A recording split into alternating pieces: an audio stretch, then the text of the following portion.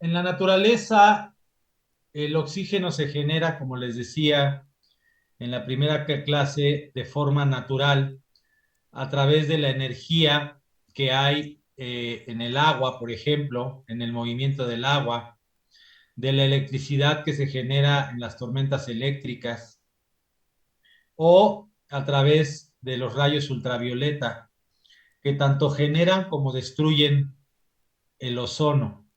Entonces, en la naturaleza se genera ozono, sube a una capa en la atmósfera y es una capa muy importante porque ese ozono nos protege de los rayos ultravioleta, ya que los rayos ultravioleta destruyen ese ozono y pierden energía y nos llegan con menos energía ya al contacto con la naturaleza, con la capa ya de donde está la Tierra y los seres vivos, ¿verdad?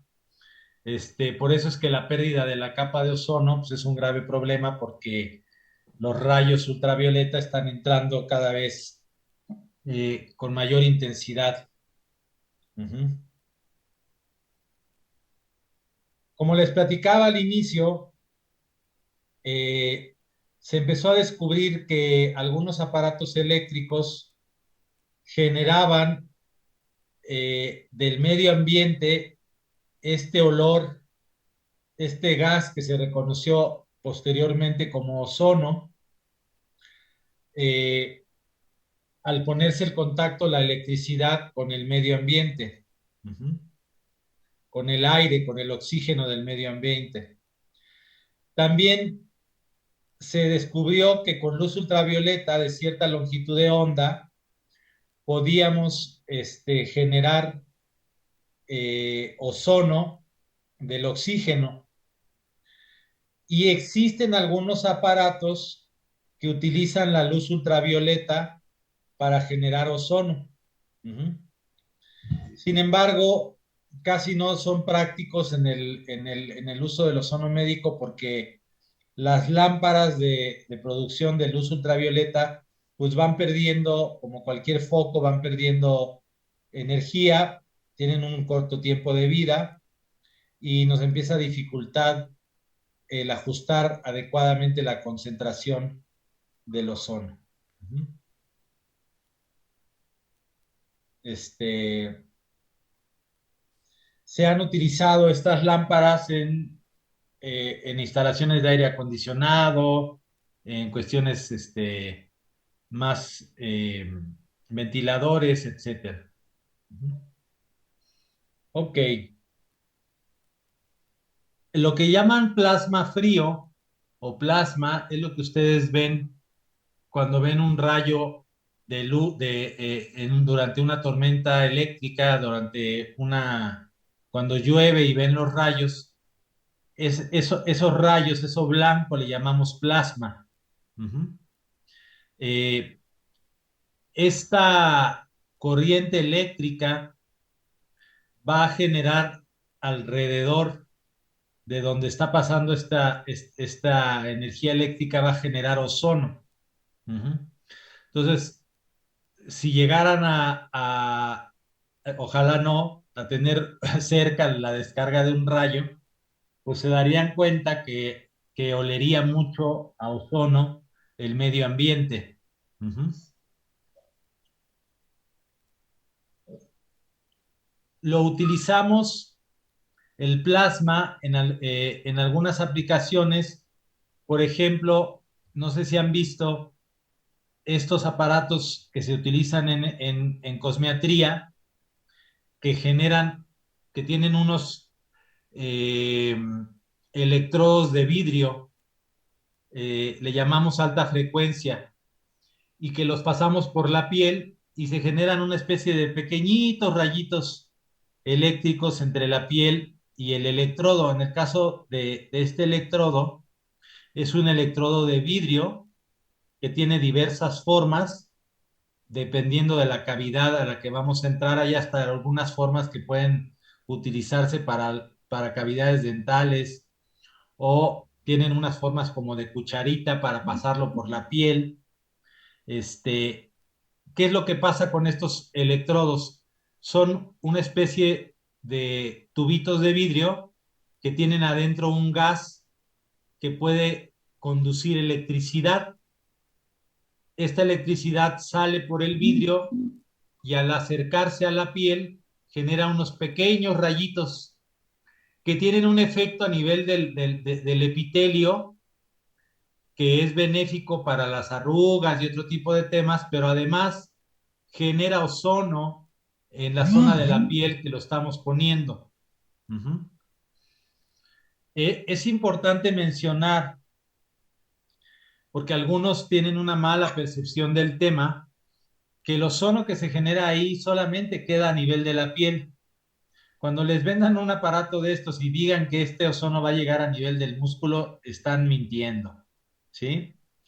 Este ozono que se genera con este tipo de aparatos de alta frecuencia normalmente se queda a nivel de la piel. Ajá. Sería casi imposible que atravesara el, el rayo eléctrico hasta nivel del músculo y además donde está generando el ozono es en el oxígeno que está en contacto con la piel. Uh-huh. Es el llamado efecto corona, que para mí es un error porque nunca generamos coronas en un aparato de ozono. Bueno, pues el efecto corona que le han llamado la gente, déjenme ver si encuentro alguna imagen en el internet de lo que es el efecto corona. Uh-huh.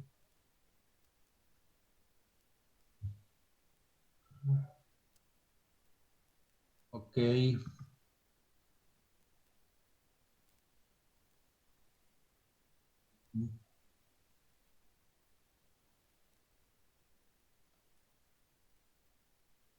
Uh, a ver, déjenme les pongo lo que me dio el internet.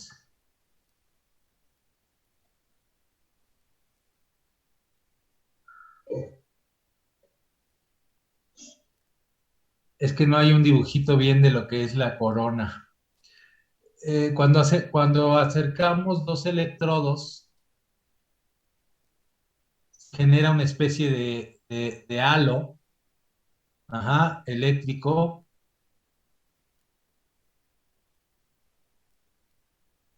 Bueno, no tengo ninguna imagen. En realidad, esta que estoy señalando aquí es mucho más parecido.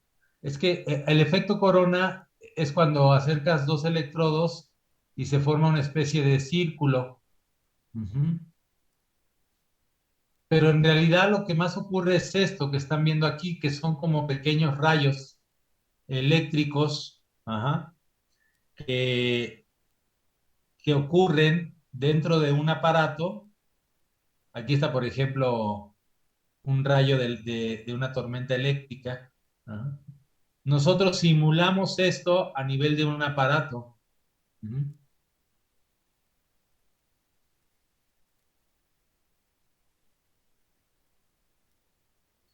Entonces lo que hacemos es crear un, un arco eléctrico, uh-huh, un arco eléctrico y pasamos el oxígeno a través de ese arco eléctrico. Uh-huh. ¿Qué va a pasar? Lo que les he explicado. Esta energía del arco eléctrico lo que va a provocar es que se separe la molécula de oxígeno, que normalmente es de dos átomos de oxígeno, ¡pum!, se separa, se ioniza y va a volver a tender a volverse a unir ese oxígeno.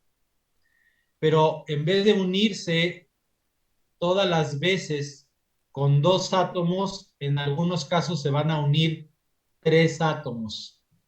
Tres átomos de oxígeno y esto le llamamos ozono, ¿verdad? Entonces, el oxígeno medicinal fluye a través de tubos que se someten a una corriente de alta tensión y va a convertir un porcentaje de ese oxígeno en ozono. Ese porcentaje normalmente en un aparato de ozono médico no supera del 3 al 5% del oxígeno que pasó a través de este arco eléctrico. Hay muchos aparatos, estos por ejemplo los hacen los cubanos, y esta es la estructura o el esquema básico de un generador de ozono. Entonces, fíjense, aquí tenemos unas cámaras de vidrio. Esto que estoy señalando es una cámara de vidrio. Y adentro, esto que ven como rayitas es una placa de acero que está conectada a un transformador. Hacemos pasar el oxígeno medicinal dentro de la cámara de vidrio, en donde está ocurriendo estos especie de rayitos eléctricos aquí, y al pasar el oxígeno y atravesar los rayos eléctricos van a generar un porcentaje de ozono. Entonces va a salir una mezcla de oxígeno con ozono que la perilla que vieron ustedes, la maestra que manejaba, va a dirigir el ozono a la jeringa, o la va a dirigir a una parte dentro del aparato que le llamamos destructor, que normalmente es carbón activado, que va, al interactuar con el ozono, se destruye el ozono. Este sería el esquema básico de un aparato de ozono dentro del aparato, ¿no? Lo que hacemos.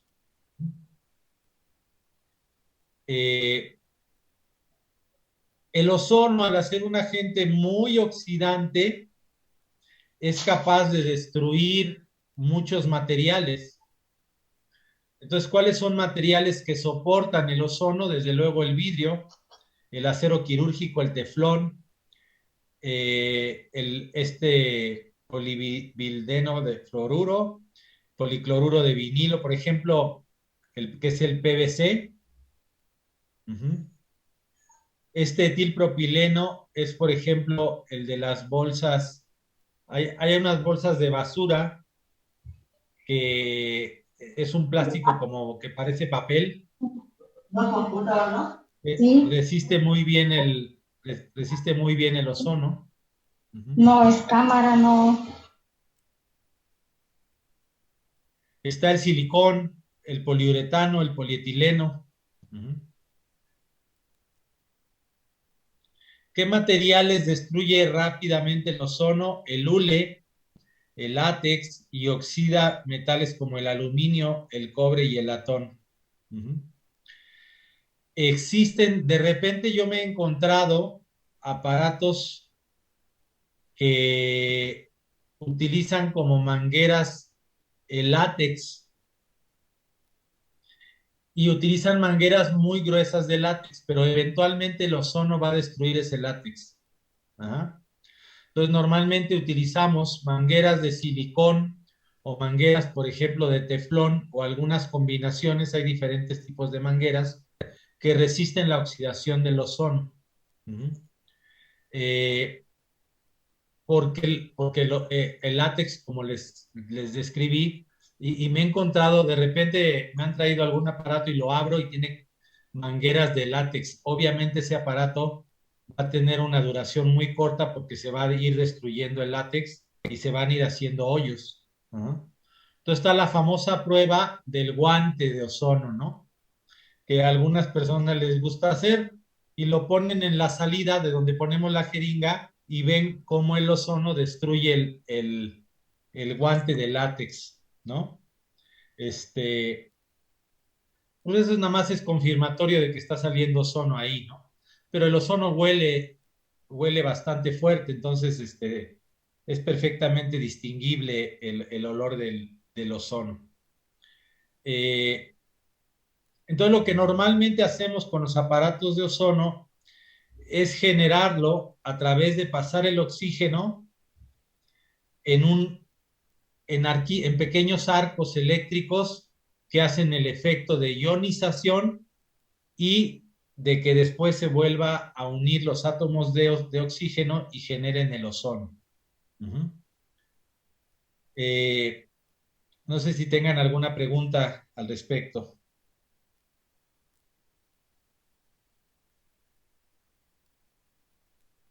No, por el momento, doctor.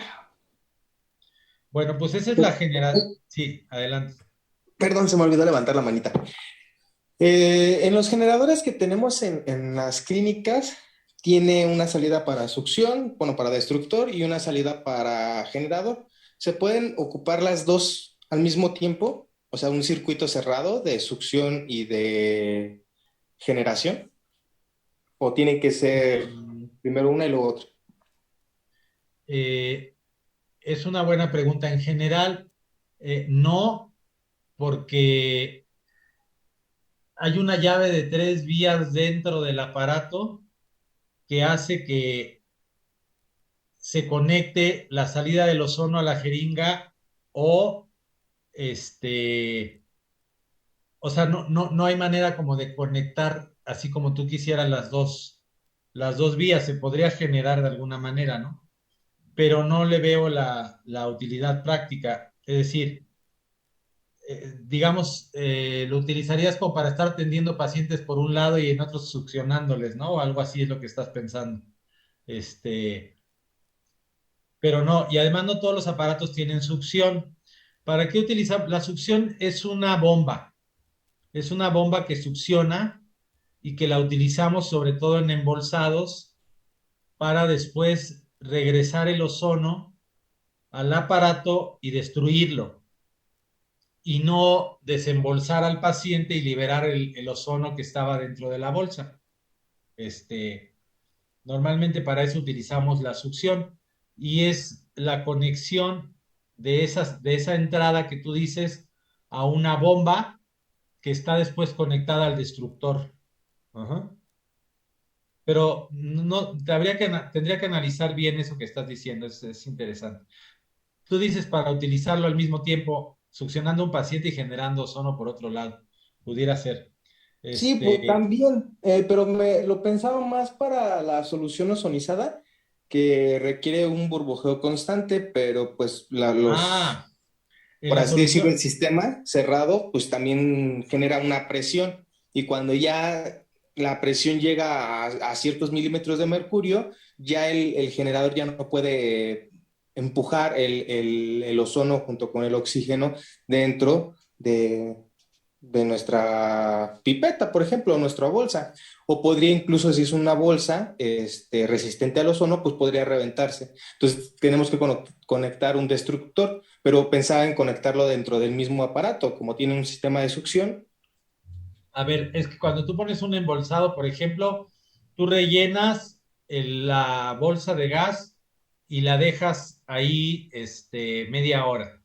Ajá. Y luego succionas. Si tú dices en Ujú. un sistema como por ejemplo en el que utilizamos para generar aceite ozonizado, cuando vayas a la fábrica que tenemos en México, te darás cuenta que conectamos un aceite a otro y luego a un destructor. Ujú.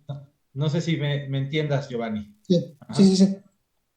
Porque vamos aprovechando el ozono que se burbujeó y salió para ozonizar otro receptáculo de aceite y luego otro, y luego ya lo eliminamos con un destructor.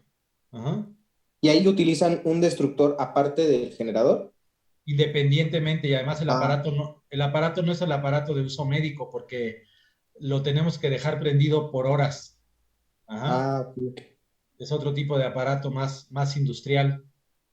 Este, Porque tienes que dejar horas para poder ozonizar el aceite. Ujú. Ujú. Y utilizamos el mismo gas que se utilizó en un aceite con otro, para aprovechar ese gas que va burbujeando y finalmente lo eliminamos en un destructor. Ujú. Ah, ok, ok. Sí, Gracias. sí. Adelante, Héctor. Y doctor, a lo mejor es una pregunta, no sé, muy no correcta, pero tengo esa duda. ¿Cómo llegó la primera persona que descubrió sobre lo del ozono? O sea, ¿cuál fue la lógica o cómo llegó al descubrimiento de utilizar el gas ozono o el ozono en sí para, pues, primero que nada, para descubrirlo y luego que se podía utilizar? Bueno, Schonbein lo descubrió así por casualidad, haciendo otro tipo de experimentos eléctricos y notó que el aire empezaba a oler diferente. Entonces dijo, aquí estoy produciendo algo diferente. Ajá. ¿En qué momento se dieron cuenta que eso, por ejemplo, mataba bacterias o algo así? La verdad no te sé decir. Ajá. Pero en algún momento se dieron cuenta que ese gas tenía propiedades antimicrobianas, por ejemplo, o que era muy oxidante. Entonces algún científico inteligente dijo, bueno, pues si es oxidante, seguramente puede tener aplicaciones médicas, ¿no? Pero estamos hablando de finales del siglo XIX y el ozono se utiliza médicamente a principios del siglo XX. Uh-huh.